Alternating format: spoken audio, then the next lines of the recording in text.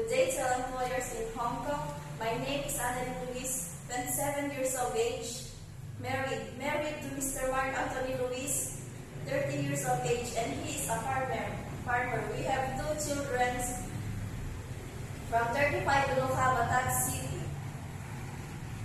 My father's name is Mr. Alarde Morelia. My mother's name is Mrs. Milagrina Morelia. I have three sisters. An Atlipayan, an undergraduate college. I worked as a housemaid in the Philippines in 3 years. I served 5 members of the family, 2 adults and 3 children. Why did you intend to work in Hong Kong? To earn money and for the future of my kids. What are your duties and responsibilities as a domestic helper? Doing household chores like cleaning the house, cooking, laundry, and taking care of the baby if there is. Can you cook Chinese foods? No, but I'm willing to learn.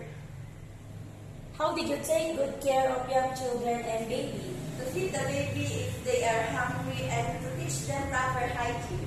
Your message to your prospective employers. To all prospective employers in Hong Kong, please choose me as a domestic helper. I promise I will be a trustworthy person and be patient to my employer and